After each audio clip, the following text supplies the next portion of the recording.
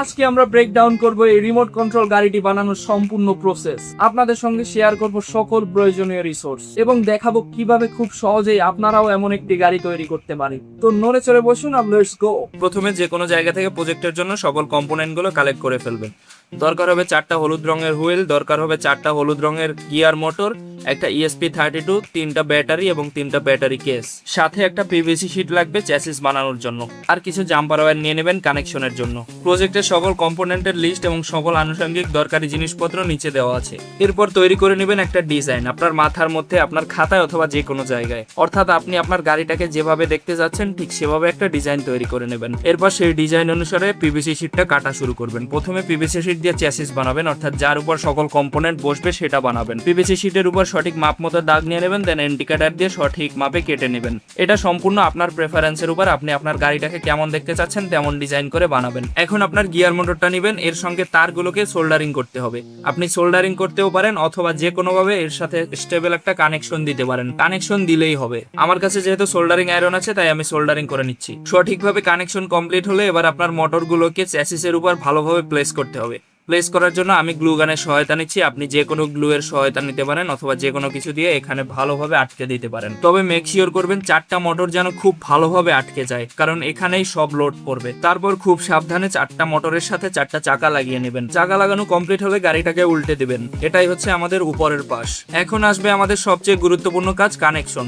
সঠিকভাবে সবগুলো কম্পোনেন্টকে কানেকশন দিতে হবে। কানেকশন দেওয়ার জন্য সবগুলো কম্পোনেন্টকে অবশ্যই চ্যাসিসের উপর রাখবেন, আর কানেকশনগুলোকে আমি সম্পূর্ণ ভালোভাবে অন্য আরেক জায়গায় আপনাদের বুঝিয়ে দিচ্ছি। তবে তার আগে চেষ্টা করবেন ভিডিওটাকে একটু শেয়ার করার এবং চ্যানেলটাকে একটু সাবস্ক্রাইব এবং ফলো করার। আসলে এগুলোর মাধ্যমে আমার তেমন কোনো রিটার্ন আসে না, মাঝে মাঝে ভালো লাগে তাই বানাই, তাই চেষ্টা করবেন একটু শেয়ার করে দেওয়ার এবং সাবস্ক্রাইব এবং ফলো করার। আর কমেন্ট বক্সে অবশ্যই জানাবেন এরকম টিউটোরিয়াল টাইপ ভিডিও মাঝে মাঝে দেওয়া উচিত কিনা। আর এই গাড়ি বানাতে সব প্রয়োজনীয় রিসোর্স পেয়ে যাবেন আমার ইউটিউব চ্যানেলের সেম ভিডিও ডেসক্রিপশন বক্সে।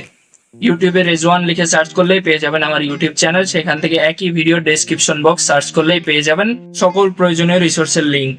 কানেকশন ডায়াগ্রাম আপনাদের সহজভাবে বোঝানোর জন্য পুরো সেটআপটা আমি একটা সিমুলেটরে ওপেন করলাম। এখানে 4টা মোটর আছে, একটা L298N মোটর ড্রাইভার আছে, একটা ESP32 আছে এবং একটা ব্যাটারি আছে। আমি যেভাবে কানেকশন দিব আপনারা রিয়েল লাইফেও ঠিক সেভাবে কানেকশন দিবেন। এটা হচ্ছে গাড়ির লেফট মোটর দুটা, আর এটা হচ্ছে গাড়ির রাইট মোটর দুটা। প্রথমে আমাদের লেফট মোটরের দিকে যেতে হবে। লেফট মোটরের পজিটিভ দুটা মোটর ড্রাইভারের আউটপুট অনে কানেক্ট করতে হবে। যেমন এটা হচ্ছে প্রথম লেফট মোটর, এটা হচ্ছে পজিটিভ, এই পজিটিভটা আউটপুট অনে কানেক্ট করে দিলাম।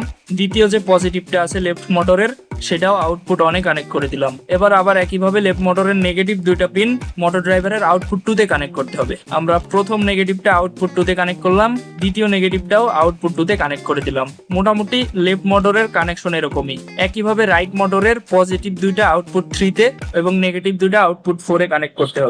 রাইট মোটরের পজিটিভ হচ্ছে এটা হচ্ছে মোটর ড্রাইভারের আউটপুট 3 সাথে কানেক্ট করলাম। এবার আরেকটা রাইট মোটরের যে পজিটিভ আছে সেটাও মোটর ড্রাইভারের আউটপুট 3 সাথে কানেক্ট করলাম। এবার রাইট মোটরের যে নেগেটিভ দুইটা আছে সেটাও মোটর ড্রাইভারের আউটপুট 4 এর সাথে কানেক্ট করব। নেগেটিভ 1 4, এখানে হচ্ছে নেগেটিভ 2 রাইট মোটরের 4। মোটরের কানেকশন মোটামুটি এরকম, দিলেই কমপ্লিট হয়ে যাবে। এবার চলুন আমরা ব্যাটারির সাথে মোটর ড্রাইভারের কানেকশন দেই। মূল পাওয়ারটা ব্যাটারি থেকে মোটর ড্রাইভারে যাবে, মোটর ড্রাইভার থেকে ESP32 তে যাবে। ব্যাটারির যে পজিটিভটা আছে এটা আমরা মোটর ড্রাইভারের 12 ভোল্টের সাথে কানেক্ট করব। ব্যাটারির পজিটিভ থেকে একটা তার নিয়ে মোটর ড্রাইভারের এই যে 12 ভোল্ট এটার সাথে কানেক্ট করে দিলাম আমরা। আবার যে নেগেটিভটা আছে এটা মোটর ড্রাইভারের গ্রাউন্ডের সাথে কানেক্ট করে দিলাম আমরা। আপনাদের বোঝার সুবিধার্থে তারটা এদিকে নিয়ে যাই। ব্যাটারির পজিটিভটা মোটর ড্রাইভারের 12 ভোল্ট, নেগেটিভটা গ্রাউন্ডের সাথে কানেক্ট করলাম। এবার মোটর ড্রাইভার এবং ESP32 এর মধ্যে কানেকশন দিয়ে দিতে হবে। প্রথমে এই দুটার গ্রাউন্ড কমন করে দিতে হবে। সো প্রথমে জুম করে ESP32 এর গ্রাউন্ডটা খুঁজবো। এই যে হচ্ছে ESP32 এর গ্রাউন্ড।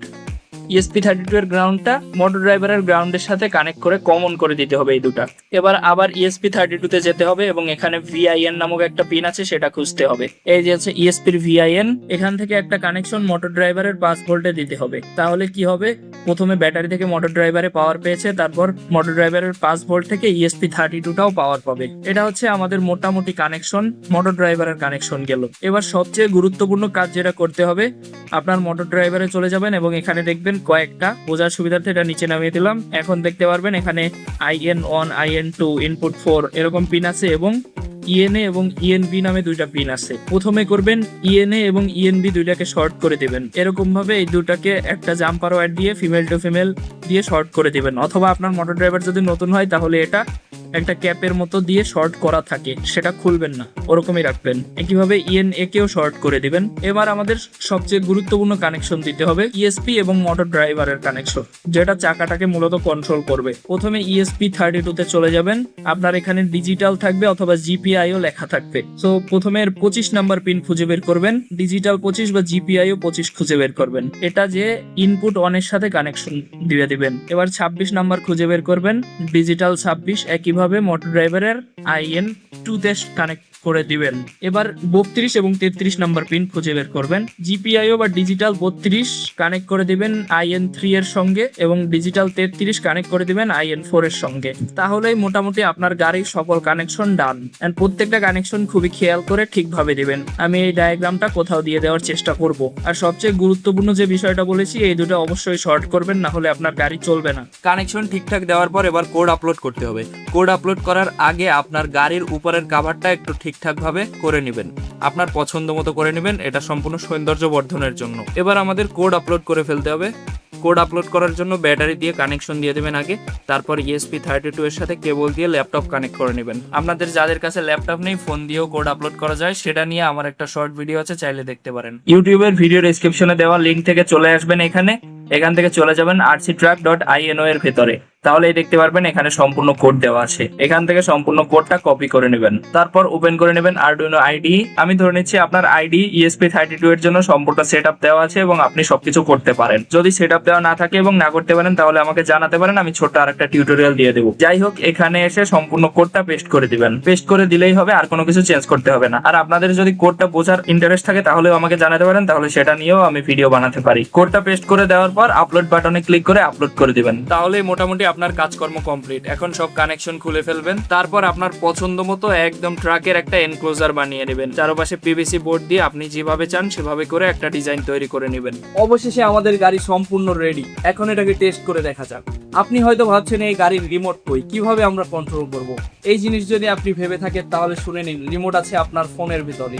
হ্যাঁ, আপনার ফোনের ভিতরে চলে যাবেন, আপনার ফোন অথবা যে কোনো ডিভাইসের ওয়াইফাই এর ভিতরে, তাহলেই দেখবেন এখানে নতুন একটা ওয়াইফাই নেটওয়ার্ক তৈরি হয়েছে আরসি প্রো কন্ট্রোলার অথবা আরসি ট্রাক নামে। এটার উপর ক্লিক করবেন এবং কানেক্ট করে নেবেন। এখানে কোনো পাসওয়ার্ড দরকার নেই, জাস্ট কানেক্ট করলেই হবে। তারপর চলে যাবেন আপনার ফোনের গুগলে এবং এখানে গিয়ে সার্চ করবেন on92.168.4.on। এটা বেসিক্যালি একটা আইপি অ্যাড্রেস, এখানেই মূলত আপনার রিমোটটা আছে। দেন এন্টার দিয়ে দেবেন। সঙ্গে সঙ্গে দেখতে পারবেন আপনার গাড়ির সুন্দর রিমোট এবং এখানে কানেক্টেড লেখা এসেছে। এন্ড এই রিমোট মুভ করার সঙ্গে সঙ্গে আপনার গাড়ি মুভ করা শুরু করবে। এবার এটাকে নিচে রেখে টেস্ট করা যাক। আমাদের রিমোটের প্রেসের সঙ্গে সঙ্গে খুব সহজেই মুভ করছে, খুব দ্রুতই মুভ করছে আমাদের গাড়ি। কোনো প্রকার ডিলে নেই মুভ করার মাঝখানে। রেসপন্সটা জাস্ট অসাধারণ। দেখতে পাচ্ছেন আমাদের গাড়ি কতটা পাওয়ারফুল। আমাদের ক্যামেরা স্ট্যান্ডও ফেলে দিয়েছে। মারাত্মক পাওয়ারফুল হয়েছে আমাদের গাড়ি। রুমের ভিতর অল্প জায়গা, এজন্য ফুল স্পিডে চালিয়ে দেখাতে পারছি না, তবে এর মুভমেন্ট দেখেই বুঝতে পারছেন গাড়িটা কতটা অ্যাগ্রেসিভ। আশা করছি সম্পূর্ণ টিউটোরিয়ালটা খুব ভালোভাবে ফলো করলে আপনিও বানিয়ে নিতে পারবেন একই রকমের একটা গাড়ি। ভিডিওটা বেশ লম্বা হয়ে গেছে, শেষ পর্যন্ত কেউ দেখে থাকলে কমেন্ট করে জানাতে পারেন কে কে দেখলেন, আর কমেন্টে শেয়ার করতে পারেন আপনারা কি কি বানালেন। আজকে এই পর্যন্তই, দেখা হবে পরবর্তীতে। ভিডিওটা শেয়ার করে রাখতে পারেন ইন্সপায়ার করার জন্য, আর সায়েন্স টেক ভালোবাসলে ফলো এবং সাবস্ক্রাইব করতে পারেন।